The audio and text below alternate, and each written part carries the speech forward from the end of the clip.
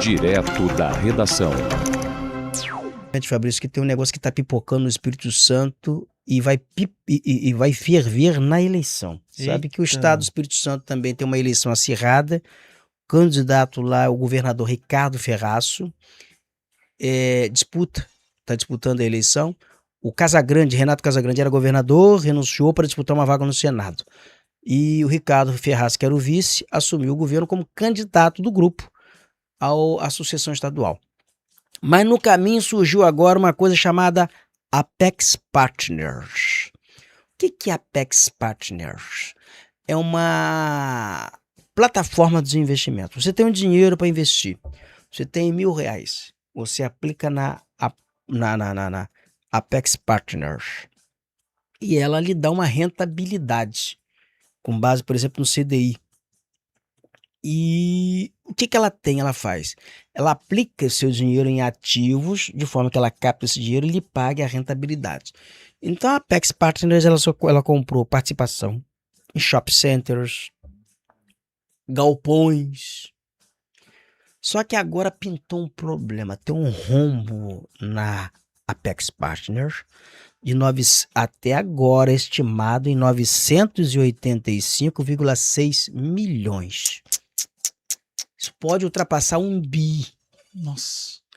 E esse episódio repercute no entorno de Ricardo Ferraz, que é o candidato a governador, e Renato Casagrande, porque você vê agora, você confere na reportagem aí do Giro Capixaba. Por quê? O Pedro Ferraço, que é filho do governador Ricardo Ferraço, e Vitor Casagrande, filho do ex-governador Renato Casagrande, eles possuem vínculos societários ou executivos com esse grupo financeiro. E até a última atualização não havia documento público atribuindo a eles, ou os dois políticos, participações das inconsistências financeiras investigadas. Mas essa investigação ela vai avançar. E no decorrer, no avançar dessas investigações, o que o mercado está se antevendo pode visualizar? Que a Apex, ela pode ter promovido, a gente não está dizendo que o fez, uma pirâmide financeira.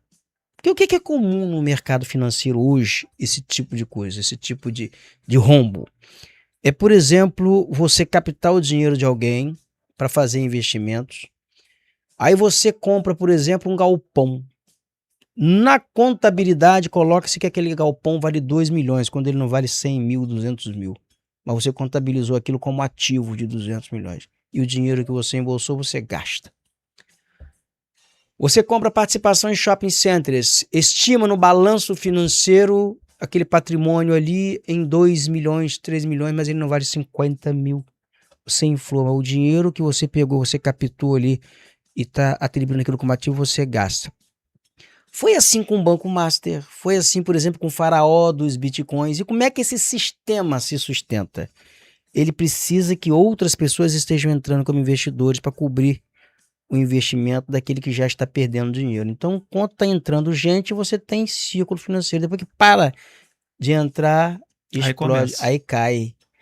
Então, se isso se revelar uma pirâmide financeira, o Ricardo Ferraço, Renato Casagrande, eles serão tragados para dentro desse buraco.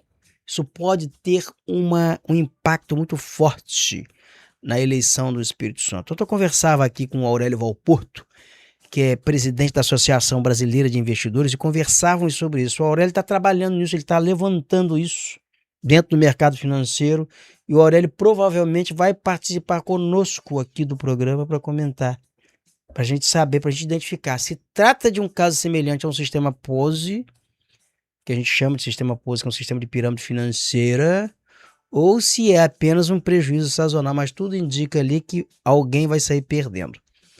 E eu tenho aqui conversado muito com empresas, outra coisa, e eu acho que isso poderá entrar no radar, poderá ser investigado, é se empresas fornecedoras do governo, se elas eram recrutadas para fazer investimentos na Apex.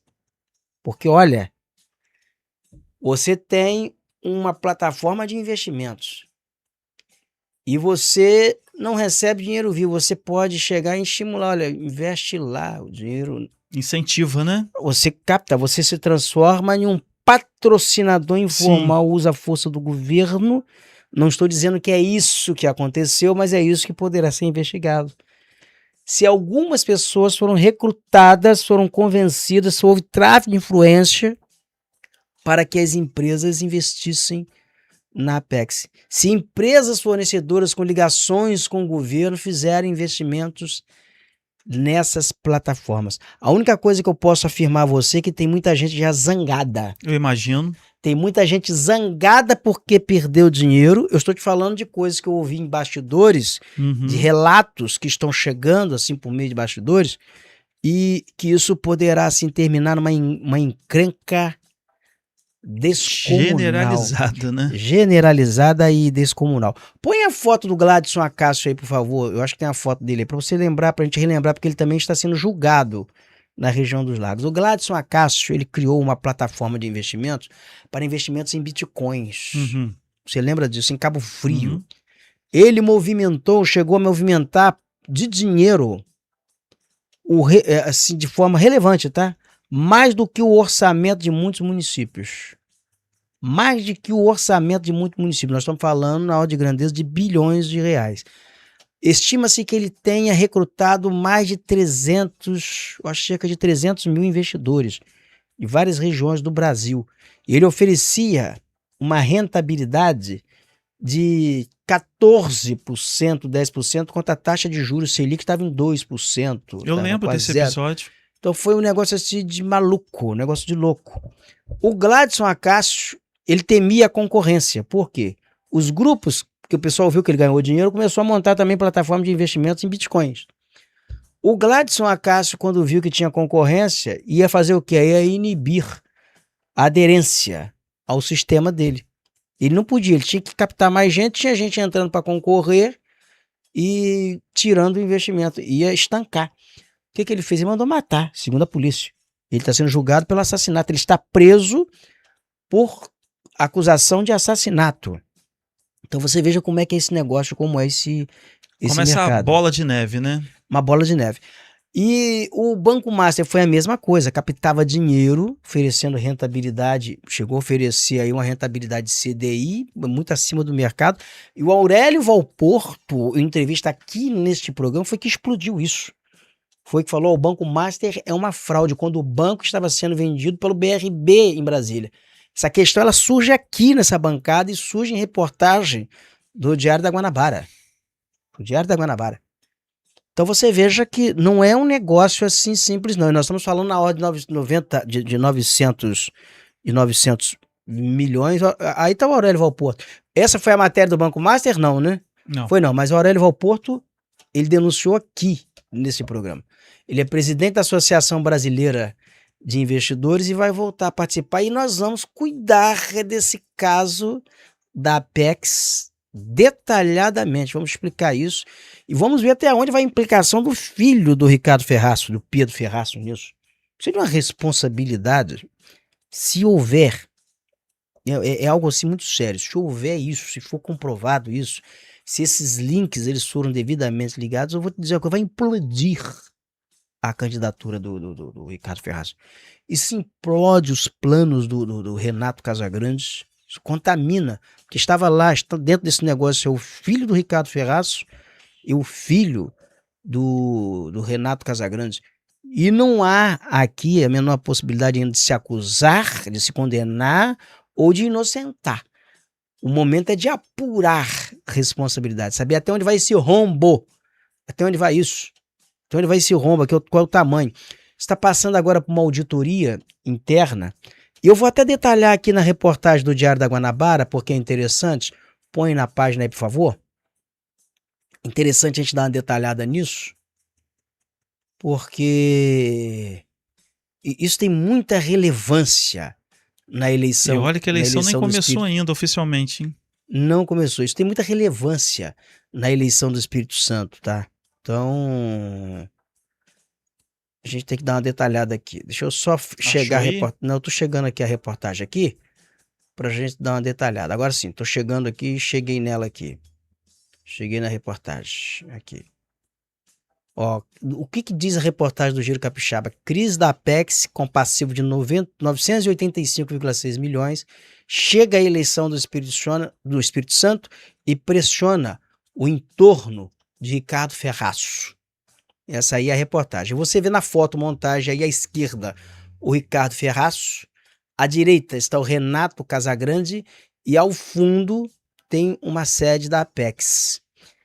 E o que detalha aqui o subtítulo da reportagem? Empresa capixaba afastou o fundador e diretor financeiro, obteve proteção judicial e revelou dívida próxima a 1 bilhão. Presença dos filhos de Ricardo Ferraz e Renato Casagrande no grupo amplia repercussão política. E o que diz aqui o primeiro trecho da reportagem: uma crise empresarial que começou dentro de uma das maiores plataformas de investimentos do Espírito Santo atravessou rapidamente os limites do mercado financeiro e entrou no debate político capixaba em plena campanha eleitoral. A Apex Partners reconheceu perante a Justiça um passivo preliminar de 985,6 milhões, afastou o fundador Fernando Antônio Koenig Sinelli e o então diretor financeiro Eduardo Siqueira e obteve proteção temporária contra cobranças enquanto tenta dimensionar a real situação financeira de um conglomerado formado por dezenas de empresas. Então, o que a Apex fez? Ela demitiu os executivos e ela entrou com uma medida na justiça blindando o patrimônio, pedindo à justiça para não permitir a penhora de seus bens, nem confisco, nada disso. Ela entrou na justiça pedindo uma blindagem até que se conclua esse levantamento. E esse episódio ganhou ainda mais repercussão porque Pedro Chiep Moura de Rezende Ferraço, filho do governador e candidato à reeleição Ricardo Ferraço, integra a estrutura societária da Apex e ocupou posições executivas ligadas ao grupo. Victor Fernandes Moca Casagrande, filho do ex-governador Renato Casagrande, candidato ao Senado, também aparece como sócio e diretor institucional. E até esta quarta-feira não havia documento público que atribuísse a Pedro ou ao Ricardo, o Ricardo Ferraz, o Renato Casagrande, participação nas inconsistências financeiras que desencadearam a crise. Então, veja bem, Fabrício, o filho do ex-governador, então governador, o filho do vice-governador, eles são diretores no grupo, eles integravam esse grupo financeiro, um grupo que tem um rombo hoje que se aproxima de 1 bilhão até agora estimado. Esse rombo ele poderá ser maior. E a dívida ela quase dobrou e a empresa recorreu à justiça. É interessante observar isso. A crise tornou-se pública em 6 de agosto, quando a Apex informou que integrantes do seu partnership identificaram inconsistências financeiras. O Fernando Sinelli foi afastado da presidência e Eduardo Siqueira deixou a diretoria financeira. Marcelo Murad assumiu interinamente o comando e a companhia anunciou a contratação de auditoria externa para aprofundar a investigação. Então isso agora está sendo alvo de uma auditoria externa para levantar o verdadeiro tamanho desse rombo. E o grupo recorreu à vara de recuperação judicial e falência de Vitória. A medida adotada foi uma tutela cautelar antecedente e não um pedido formal de recuperação judicial. A Justiça concedeu proteção temporária contra execuções, penhoras e bloqueios, enquanto a companhia tenta organizar as informações financeiras e decidir se ingressará efetivamente com a recuperação judicial. E os dados apresentados pela própria Apex à Justiça revelaram uma deterioração acelerada das contas. A dívida líquida consolidada teria passado de aproximadamente 413 milhões em janeiro de 2025 para cerca de 975 milhões em junho de 2026. Veja bem, em janeiro a dívida consolidada era de 413 milhões. Em junho de 2026 essa dívida já tinha chegado a 975 milhões em poucos meses, não é? Já o passivo preliminar indicado na ação alcança 985,6 milhões com data base de 30 de junho. E os números ainda então dependem de reconciliação contábil e dessa auditoria independente, que esse rombo pode ser maior. Esse rombo pode ultrapassar a casa de 1 bi. Somente no primeiro semestre de 2026, aproximadamente 300 milhões em novas dívidas teriam sido contratadas.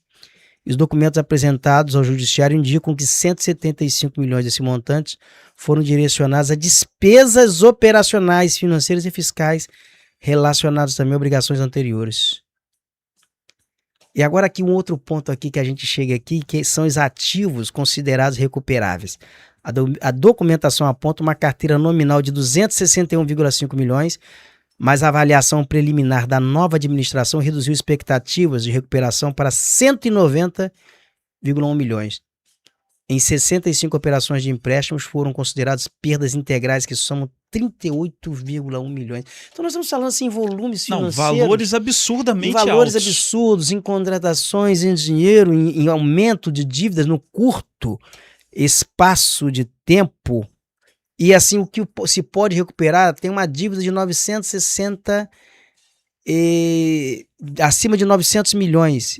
E a expectativa de recuperação para ativos é de 190,1 milhões. Olha que loucura isso. Surreal. Debêntures concentram 452 milhões em passivo. Assim, a leitura que se faz detalhada disso aqui, é por isso que a gente precisa conversar com o Aurélio Valporto, que é do mercado financeiro, quando você entra aqui na análise dos números da emissão de debêntures que foram emitidos, você vai ver que são dados importantíssimos, né? São dados técnicos importantíssimos. Você vai mostrar assim o tamanho da lesividade para quem enfiou dinheiro no que pode ser aqui ativo podre. É o que pode ser ativo podre. Eles podem ter adquirido ativo podre com dinheiro para mascarar, para promover ali uma maquiagem contábil e dar no que está. E esses dados específicos desse candeia para outras informações importantes, né? Que podem estar ocultas também, né? Sem dúvidas. O BTG, que tinha uma parceria com ele, já pulou fora do negócio. O BTG Pactual, que era ligado à estrutura da Apex, teve os resgates suspensos depois do aumento dos pedidos de retirada. Porque houve pedido de retirada, né? Sim. O pessoal começou a pedir retirada quando explodiu o negócio. E o fundo possuía patrimônio líquido de aproximadamente 160,5 milhões. 909 cotistas. O BTG justificou a medida pela incompatibilidade entre a liquidez da carteira e o volume de resgate solicitado. Eu vou traduzir isso aqui. O que é liquidez? Liquidez é o que você pede. Você tem 1 milhão depositado no banco, mas o banco ele não tem liquidez para te entregar aquele 1 milhão. Então é isso. Começou a retirada e não havia liquidez para devolver dinheiro, não havia encaixe o dinheiro para devolver o que o pessoal estava pedindo de volta. Então isso é de uma gravidade assim tremenda. Por isso que eu estou dizendo aqui que pode tragar, levar o Ricardo Ferraço, o Renato Casagrande para um verdadeiro redemoinho. Um desgaste muito grande. E acentua a imprevisibilidade de uma eleição no Espírito Santo nesse momento, que tem como candidato também o Lorenzo Pasolini, ex-prefeito de Vitória, que é candidato pelos republicanos, e você tem também como candidato o Helder Salomão, do PT, deputado, que é candidato pelo PT. Então você entra numa zona de turbulência que pode levar a eleição para algo imprevisível.